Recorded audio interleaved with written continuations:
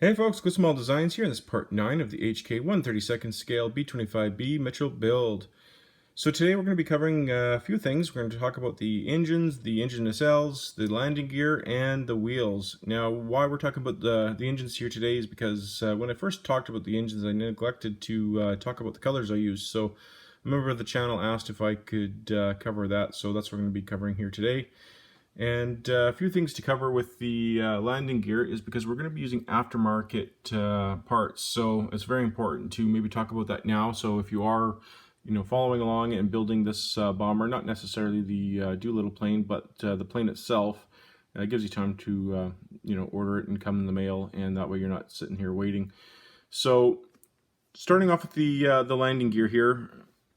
These are brass, so there are a few aftermarket things out there like white metal and maybe a few others, but I actually got my hands on a nice brass set. I think these are going to be the strongest option for you. They're going to last a bit longer.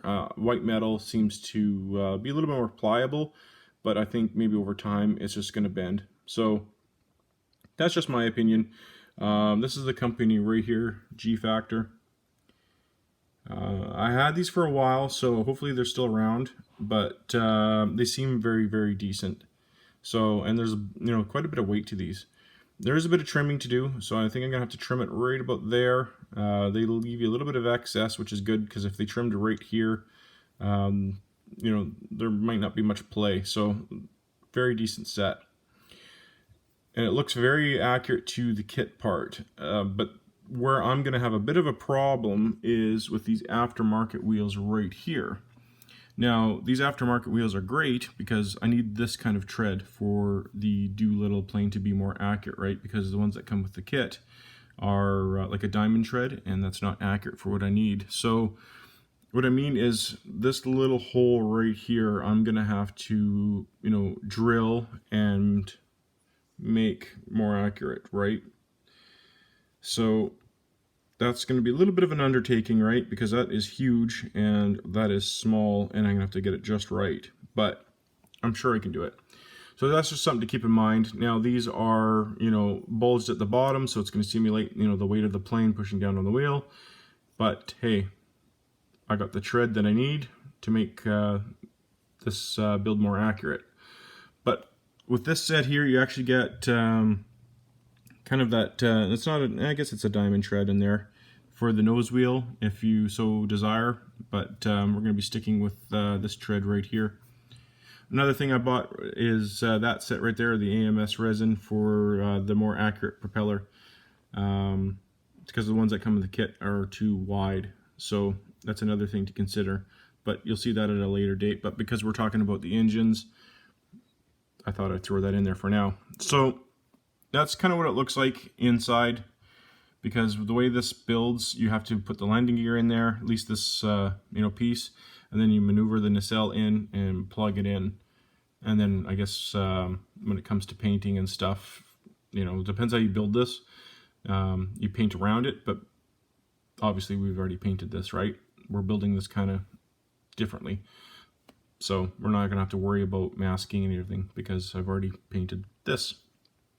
So we're obviously doing, some pre-fitting right now, as you can see. I haven't weathered the nacelle here yet because I'm still trying to figure out if there's any, stencils, don't bump your head kind of stencils to go on this nacelle.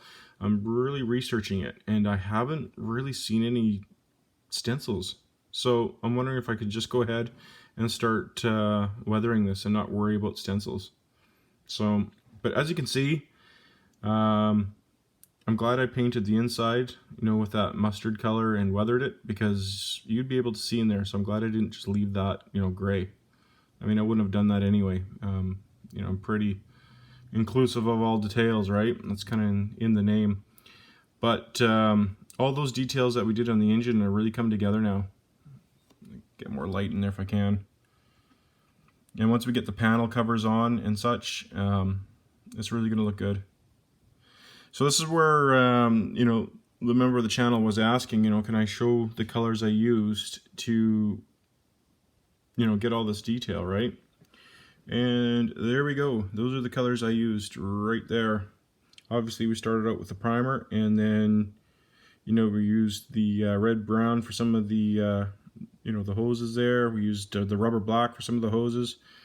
The mustard yellow for obviously the interior color, and then I used my ob too long there, the Starship Filth, to dirty it all up. And if you're wondering what the terpenoid is, that's that stuff right there. That's what I use to make my like slurry, soupy stuff. That's the stuff right there. And then the metallic black, as you can see, the German gray, that's what I used for right there. And then the good old Sharpie for all the finer details. And then I just painted, hand painted aluminum for that area right there. So yeah, that's pretty much it. So it's just the matter of, once I figure out for sure that there's no stencils to go on there, it's just going to dirty that up, paint that, paint that up, and then plug the nacelle in. It's pretty form-fitting. It's not going to require too much glue, and then that's on there. But when this goes on, you're going to have to form-fit the flaps too, and then the wing is done, right? And this just kind of plugs in, and then just clip, and your wings are done.